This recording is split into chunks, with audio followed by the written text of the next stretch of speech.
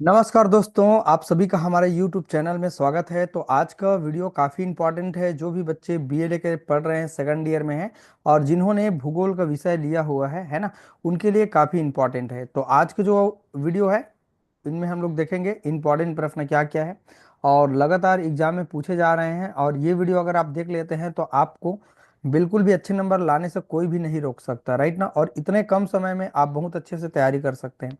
कोई भी महाविद्यालय से हो बच्चे, उनको वीडियो को शेयर कर दीजिएगा। जो अटल बिहारी वाजपेयी यूनिवर्सिटी बिलासपुर से हैं, चाहे शहीद नंद कुमार पटेल यूनिवर्सिटी रायगढ़ से पढ़ रहे हैं, या फिर जो भी और सरगुजा या सारंग कहीं भी यूनिवर्सिटी से पढ़ रहे हैं, उन सभी बच्चे को ये वीडियो शेयर कर दीजिएगा। क्योंकि ये वीडियो सभी यूनिवर्सिटी के बच्चे के लिए है। अपना सिलेबस एक बार आप जरूर मैच कर लेंगे। जो भी पढ़ने का मटेरियल आप रखें उनके साथ मैच कर लीजिएगा, तो आपको मालूम हो जाएगा कि ये सिलेबस आपके लिए है कि नहीं है। ठीक है। जहाँ तक मुझे मालूम है, अटल बिहारी वाजपेयी यूनिवर्सिटी और शहीद नंद कुमार पटेल यूनिवर्सिटी, इन सभी का सिलेबस एक जैसा है, राइट ना। कोई दिक्कत नहीं है। चलिए देखते हैं। ये सेकंड पेपर है हमारा। इनके पहले वाला और वीडियो आप जरूर जाके देखें। भूगोल का पहला पेपर, हिंदी साहित्य का पहला पेपर, दूसरा पेपर, और इतिहास पहला दूसरा पेपर दोनों का, सभी पर हमने वीडियो अपलोड कर दिया है। आई होप आपने उनको देखा ही होगा। अगर आपने नहीं देखा है तो जाके उनको जरूर देख लेना। ठीक है बच्चों, चलिए हम लोग वीडियो को स्टार्ट करते हैं। काफ़ी अच्छा है आज का वीडियो। अगर चैनल में नया है फ्रेंड, तो चैनल को जाके सब्सक्राइब कर लेना, ताकि इस तरह से जो भी इंपॉर्टेंट वीडियो रहेगा वो आप सभी को मिलते रहेगा, राइट ना। क्योंकि ये वीडियो हमेशा काम आएगा और भविष्य में जब भी आप आगे पढ़ेंगे, बीए फाइनल करेंगे या बीएससी करेंगे, तो बीएससी के लिए भी मैंने पूरा तमाम तरह के वीडियो अपलोड कर दिए हैं, और 10वीं 12वीं के लिए भी मैंने सभी विषयों पर वीडियो अपलोड कर दिया है इंपॉर्टेंट क्वेश्चन का। आई होप आपको हेल्प मिलेगा ही मिलेगा, है ना। अगर फ्रेंड हमारा चैनल अच्छा लगे तो लाइक कमेंट करना मत भूलिएगा, क्योंकि वही हमारे लिए एक मोटिवेशन का लाइन है। तो वो आपको करना ही करना है। अगर अच्छा लगे तो जरूर आप कर दीजिएगा। आपके लिए इतना मेहनत करके हम अगर वीडियो अपलोड कर रहे हैं, तो ये छोटी सी काम आप बिल्कुल कर ही सकते हैं। ठीक है। चलिए देखते हैं पहला हमारा जो यूनिट है, और इसमें मैं बताऊंगा कि कुछ प्रश्न को भी मैंने यहाँ पर लिया हुआ है, उनको भी मैं आपको बताऊंगा।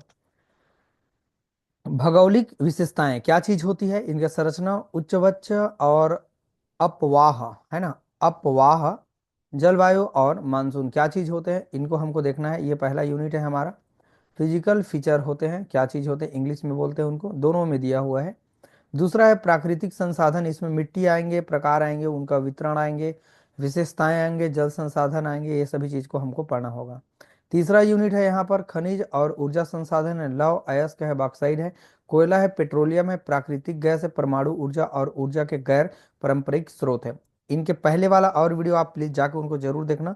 भूगोल का जो पहला पेपर है, बी ए सेकंड ईयर का, है ना, तो वहां पर भी ये सारा चीज लगभग लगभग रिपीट हुआ है। वहां पर भी आपको मिलेंगे खनिज संसाधन क्या होते हैं, और वहां से जब पढ़ के आप इस पार्ट में आएंगे, सेकंड वाला पार्ट में, तो कभी चीज आपका क्या हो जाएगा, कवर हो जाएगा बच्चों। ठीक है। चलिए और देखते हैं। तीसरा यहाँ पर यूनिट तो कंप्लीट हो गया, चौथा यूनिट देखते हैं। सांस्कृतिक विशेषताएं क्या होती हैं, जनसंख्या, वृद्धि, घनत्व, वितरण, कृषि प्रमुख अनाज, धान गेहूं प्रमुख नकदी फसल, चाय कॉफी गन्ना, हरित क्रांति का प्रभाव, कृषि, जलवायु क्षेत्र, ये सब को हमको बताना होगा। इस चैप्टर में हम लोग देखेंगे ये सब चीज को। पांचवा हमारा जो यूनिट है, उद्योग, स्थानीयकरण, विकास और उत्पादन, ये सब चीज आप देखेंगे। काफी अच्छा है। अब चलिए हम लोग पहला यूनिट के इंपॉर्टेंट क्वेश्चन को देखते हैं, और इनको आप साथ में चिन्ह लगाते भी जाएंगे और चिन्ह लगा करके इनको पढ़ते भी जाएंगे, राइट ना। काफी अच्छा लगेगा आपको। यूनिट पहला है, देखेंगे। यहाँ पर ये दूसरा सवाल को आप चिन्ह लगा लेंगे। भारतीय प्रायद्वीपीय पठार का वर्णन हमको करना है, काफी इंपॉर्टेंट है। और दूसरा सवाल देखिए, भारत को भौतिक प्रदेशों में विभाजित कीजिए तथा प्रायद्वीपीय पठार के उच्च वचन का क्या करना है, वर्णन करना है। काफी इंपॉर्टेंट है, ये दूसरा सवाल है, एग्जाम में पूछने की संभावना है बिल्कुल। ठीक है, और इनको भी आप चिन्ह लगाएंगे। दक्षिणी भारत के अपवाह तंत्र का वर्णन हमको करना है। ये 2024 में लगातार पूछे जा रहे हैं। यहाँ पर बस्तर यूनिवर्सिटी में भी पूछ रहे हैं, अलग अलग यूनिवर्सिटी में यहाँ पर पूछे जा रहे हैं। भारत के अपवाह तंत्रों का क्या करना है, वर्णन करना है। ये भी आपके लिए काफी इंपॉर्टेंट है। अगला देखते हैं। हमारे पास ये 2024 में आए हुए है, बिलासपुर में। हिमालय की उत्पत्ति तथा संरचना का वर्णन हमको करना है। ठीक है, तो ये भी प्रश्न आपको पढ़ना पड़ेगा, काफी अच्छा है ये भी। सातवां प्रश्न को छोड़ देंगे, है ना, कोई दिक्कत नहीं है, ये इंपॉर्टेंट नहीं है इस चैप्टर का। कोपेन के भारतीय जलवायु को वर्गीकृत कीजिए, है ना, इसको भी नहीं पढ़ना है आपको। आठवां प्रश्न को, नौवां देखते हैं। भारत में दक्षिणी पश्चिमी मानसून का वर्णन कीजिए तथा भारतीय अर्थव्यवस्था पर क्या डालना है, प्रभाव डालना है, इसको आपको पढ़ ही लेना है। भारत पर मानसून पर एक लेख लिखना है, ये पेपर में आए या मत आए, लेकिन आपको अपने नॉलेज के लिए इसको आपको पढ़ना ही पढ़ना है। क्योंकि अगर आप आर्ट वाले स्टूडेंट हैं तो आपको मानसून के बारे में थोड़ा बहुत जानकारी होना चाहिए, अगर आप भूगोल पढ़ रहे हैं तो। इसीलिए मैं कह रहा हूँ ये पेपर में आपको ये चीज, ये प्रश्न पढ़ना ही पड़ेगा, राइट ना। ये पहला सवाल, ये दो हो गया, तीन हो गया, और ये चार हो गया, ये पाँच, छः, सात प्रश्न हमको टोटल पढ़ना है, ठीक है। अगला यूनिट है हमारे पास, देखते हैं दूसरा यूनिट क्या दिया हुआ है। भारत में पाए जाने वाले मृदा के प्रकार, उनके वितरण को हमको क्या करना है, वर्णन करना है। काफी इंपॉर्टेंट है ये सवाल, आप चिन्ह लगा लेंगे।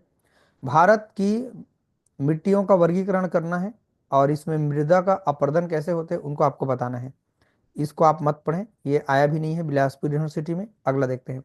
बहुउद्देशीय नदी घाटी परियोजना से आप क्या समझते हैं, इनका तात्पर्य क्या है।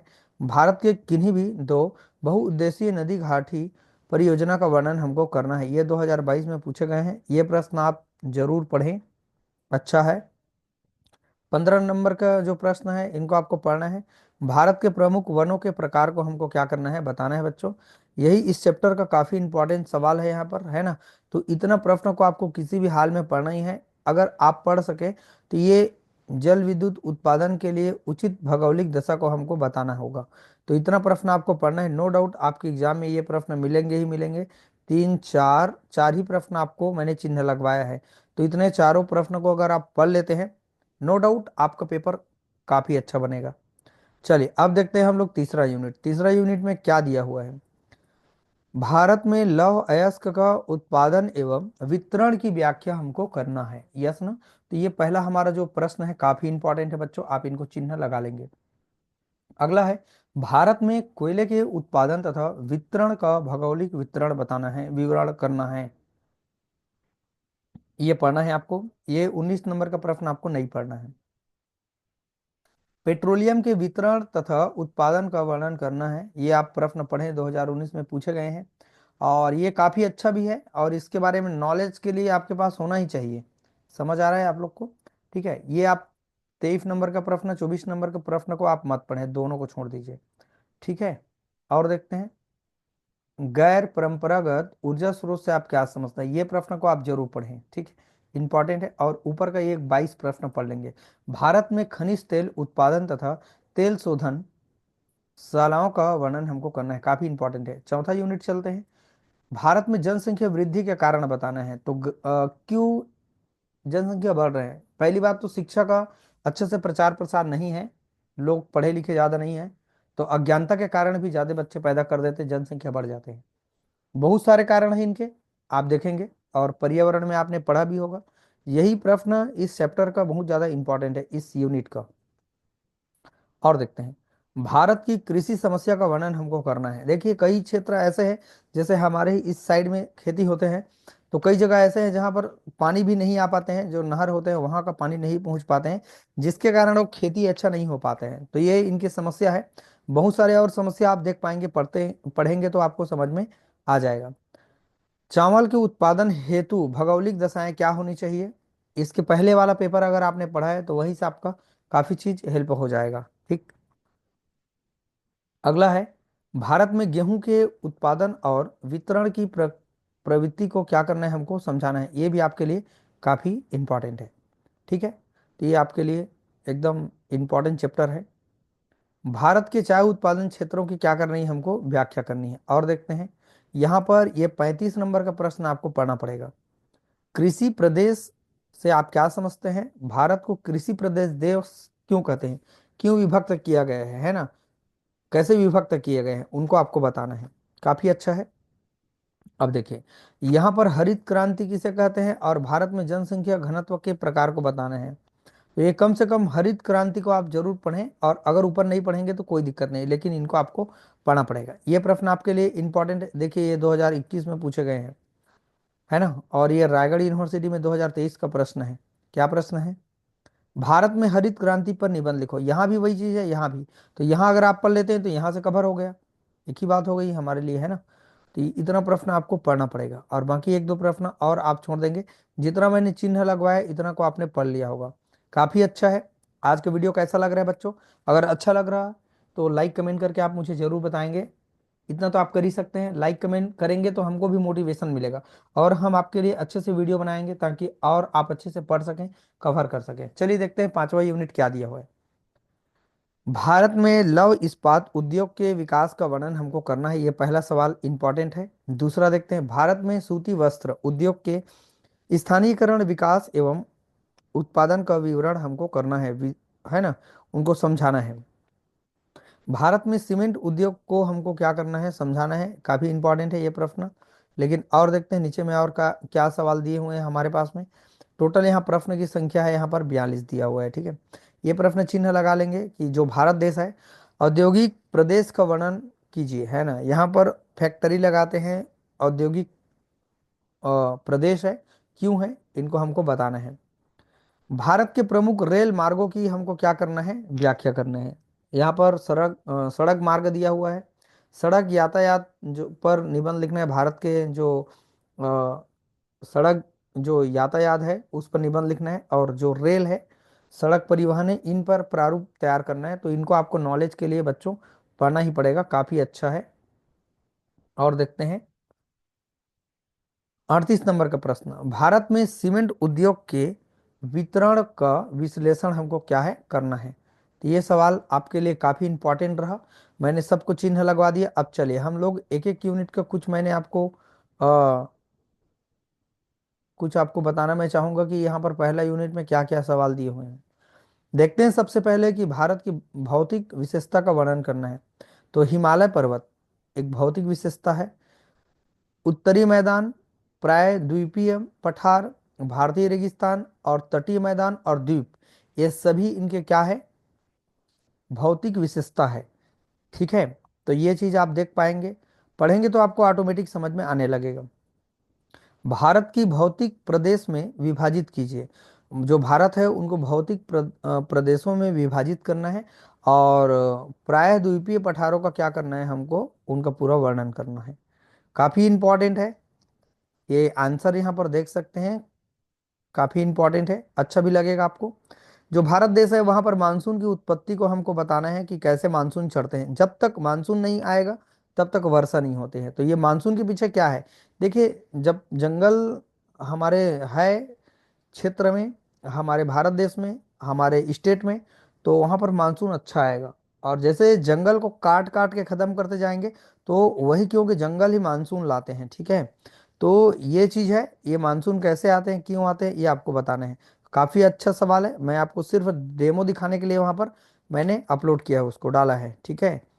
चलिए और देखते हैं दूसरा यूनिट में क्या दिया हुआ है। भारत में पाए जाने वाली मृदा कितने प्रकार के होते हैं, उनके वितरण को हमको क्या करना है, बताना है। काफी अच्छा है ये भी, और पहला पेपर आप अगर पढ़ लेते हैं तो ये चीज आपका वहीं से कवर हो जाएगा।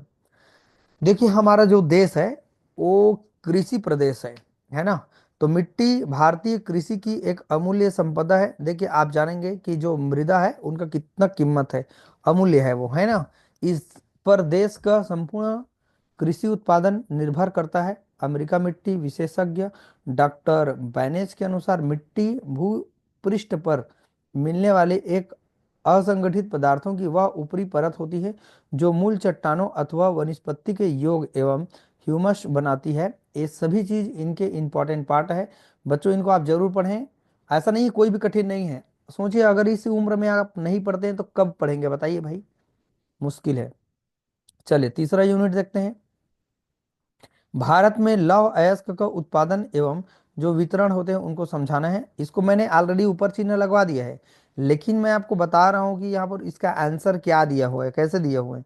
आप एक बार देखें, कितना सरल भी दिया हुआ है। अगर आप मेहनत करके पढ़ते हैं तो 5 दिन में, 5-6 दिन में आपका एक पेपर आराम से तैयारी हो जाएगा, क्योंकि एक एक दिन में आप कम से कम 4-5 प्रश्न आप बिल्कुल पढ़ ही सकते हैं। तो अभी भी वक्त है, अगर आप 5 दिन में एक पेपर पढ़ लेते हैं तो सभी पेपर की तैयारी आप अच्छे ढंग से कर सकते हैं। अभी कोई वक्त खराब नहीं है आपका, लेकिन इसके बाद वक्त खराब हो जाएगा अगर आप नहीं पढ़ेंगे तो ये वीडियो आपके लिए काफी इंपॉर्टेंट है, हेल्प भी करेगा आपको, ठीक है। भारत में कोयले का जो उत्पादन है और जो वितरण है उनको आपको बताना है। अगर मैंने इस प्रश्न को ऊपर में चिन्ह नहीं लगवाया तो प्लीज आप इनको चिन्ह लगा लेंगे। काफी इंपॉर्टेंट है ये सवाल, इसीलिए मैंने यहाँ पर भी एक बार और लिया है। जो कोल होते हैं मतलब कोयला होते हैं, क्या होते हैं पढ़ते हैं थोड़ा फिर इनके बारे में, कोयला के बारे में, इसके उत्पादन के बारे में। ये देखिए यहाँ पर इनके पूरे पार्ट दिए हुए हैं कोयला के बारे में, आप देख सकते हैं काफ़ी अच्छा है। ये कहाँ पर पाए जाते हैं अधिक मात्रा में और ये कब से चले आ रहे हैं, ये सब चीज़ आप पढ़ लेंगे, ठीक है, कोई दिक्कत नहीं है। मैं देख लिया इनको, कोई दिक्कत नहीं है। ऊर्जा के गैर परंपरागत सोर्स क्या होते हैं, स्रोत क्या होते हैं, तो सौर ऊर्जा आप पढ़े हैं, सनलाइट की हेल्प से अगर हो रहे हैं सौर ऊर्जा, एनर्जी कलेक्ट कर रहे हैं, तो ये होते हैं हमारे पास सौर ऊर्जा। आप जानते हैं सौर ऊर्जा स्कूल में हो गए, कॉलेज में हो गए, सौर ऊर्जा लगे होते हैं, सोलर सेल आप देखे होंगे, वहां पर ऊर्जा को कलेक्ट किया जाता है, ठीक है। इससे प्रदूषण नहीं होता है बच्चों। पवन ऊर्जा आप जानते हैं, पवन ऊर्जा गैर परंपरागत ऊर्जा है ये सब। बायोगैस आप जानते हैं, बायोगैस क्या है, गोबर मल मूत्र कूड़ा करकट अपशिष्ट पदार्थ और बेकार की पड़ी हुई वनस्पति एवं अन्य जैविक पदार्थ को अगर वायु की अनुपस्थिति में सड़ा करके एक एवं जला करके जो ऊर्जा प्राप्त की जाती है उसे बायोगैस कहते हैं। समझ में आ गया। बायोगैस में अधिकतर मेथेन गैस प्रमुख मात्रा में पाए जाते हैं, जो उत्तम प्रकार के एक धुआं रहित क्या होते हैं, ईंधन होते हैं। इनका रासायनिक घोल एक प्रकार का कार्बनिक उर्वरक होते हैं, जिससे उत्तम प्रकार की खाद भी तैयार किए जाते हैं, है ना। तो ये सब होते हैं हमारे पास बायोगैस, काफ़ी इंपॉर्टेंट है। गांव में भी आजकल इनका अच्छे से चलन हो रहा है और देखेंगे गांव गांव में मिलेगा बायोगैस, वहां से गैस जो कलेक्ट होते हैं उनको आप भोजन बनाने के लिए यूज करते हैं, ठीक है। बायोमास ऊर्जा क्या होते हैं, ये भी आपके लिए इंपॉर्टेंट है, पढ़ते जाएंगे तो आपको समझ में आ जाएगा। ये मैं केवल डेमो दिखाने के लिए इसको मैंने डाला है। भारत में जनसंख्या वृद्धि के कारण को हमको बताना है, चलिए देखते हैं इनके कारण क्या है, कितने परसेंट लोग क्या है कैसे हैं इनको देखते हैं। ये सब इनके कारण है, नीचे आपको बताऊंगा। और ये देखिए, अच्छा, यहाँ पर ऊपर पूरा एक्सप्लेन किया गया है इनके कारण क्या क्या है। ये देखिए, जनसंख्या वृद्धि क्यों हो रहे हैं, हम दो हमारे दो, यही चीज चलते हैं अभी तो। अब हम दो हम चार, ऐसा नहीं होना चाहिए लेकिन ऐसा ही हो रहा है बहुत जगह। भारत की कृषि समस्या का वर्णन हमको करना है। जनसंख्या की निर्भरता, खाद्यान्नों की पूर्ति, राष्ट्रीय आय में योगदान, मानसून पर निर्भरता, विदेशी व्यापार, ये सभी चीज इनके लिए क्या है, इंपॉर्टेंट है, ठीक है बच्चों। चलिए और देखते हैं अब इनका प्रॉब्लम कहाँ पर है। खेतों का छोटा आकार होना और जनसंख्या का बढ़ता भार, ये इनकी समस्या। उत्तम बीजों का प्रयोग में कमी होना, ये भी है कारण इनका। खाद तथा उर्वरक के प्रयोग में क्या होना, कमी होना। पहले क्या होते थे, गोबर जो खाद होते थे उनका प्रयोग करते थे, लेकिन आजकल के जो खाद है वो पूरा रासायनिक खाद है, जो नुकसान भी करते हैं। एक तो हर चीज को प्रदूषित भी करते हैं और नुकसान भी करते हैं। अगर वो फसल के साथ मनुष्य के बॉडी में पहुंच रहे हैं तो यही उनके बीमारी का कारण हो रहे हैं, ठीक है। और सिंचाई सुविधा की कमी होना, जैसे मैं आपको शुरू में ही बताया, कई गांव ऐसा है हमारे ही इधर जहां पर क्या होता है, नहर का सुविधा नहीं है, जिसके कारण फसल की वृद्धि रुक जाती है। और कृषि की कम उत्पादकता, ये भी आपके लिए इंपॉर्टेंट है। अगला सवाल है, चावल के उत्पादन हेतु भौगोलिक दशा क्या होनी चाहिए। आप देख पाएंगे कि यहाँ पर जो चावल है उसके लिए भौगोलिक जो क्षेत्र है क्या होना चाहिए। चावल यहाँ पर इनको धान भी कहते हैं, राइस, ठीक है, भारत की प्रमुख खाद्यान्न फसल है। इनकी खेती यहाँ बहुत ज़्यादा प्राचीन समय से ही किए आ रहे हैं और यहाँ अति प्राचीन समय से ही हो रही है। चावल भारत के निवासियों का प्रमुख खाद्यान्न है, इसलिए देश की कुल, है ना, खेती हर भूमि में लगभग, देख सकते हैं आप पूरा, ये सब चीज़ कोई कठिन नहीं है। क्या होना चाहिए इसके लिए आप पूरा पढ़ पाएंगे। चावल के प्रकार कितने प्रकार के होते हैं, यहाँ पूरा चीज डिटेल है, आप पढ़ें एक बार, पूरा समझ में आ जाएगा। हरित क्रांति का अर्थ क्या होते हैं, meaning of the green revolution, क्या चीज होते हैं ये आपको बताना है, काफी इंपॉर्टेंट है बच्चों। और हरित क्रांति का प्रभाव हमको बताना है, काफ़ी इंपॉर्टेंट है। मैं सिर्फ आपको डेमो दिखाने के लिए ये सब चीज़ को बता रहा हूँ। अब देखते हैं अगला यूनिट है, भारत में लौह इस्पात के उद्योग का विकास का वर्णन हमको करना है। क्या होते हैं लोहा और इस्पात उद्योग, काफ़ी इंपॉर्टेंट है बच्चों। और भारत में लौह इस्पात उद्योग के प्रमुख केंद्र क्या होते हैं, इनको आपको बताना है। तो ये सब चीज़ आपको पढ़ना पड़ेगा, करना पड़ेगा। और देखिए आप धीरे धीरे करके पढ़ते जाएं, ज़्यादा हड़बड़ा के नहीं पढ़ना है। यह सड़क के प्रकार को आपको बताना है, परिवहन जो है, ट्रांसपोर्ट क्या होते हैं, रोड्स ट्रांसपोर्ट क्या होते हैं उनको बताना है। अलग अलग अलग यहाँ पर प्रकार है। राष्ट्रीय राजमार्ग है, नेशनल हाईवे हम लोग बोलते हैं इनको, है ना। और प्रांतीय राजमार्ग है, स्टेट हाईवे है।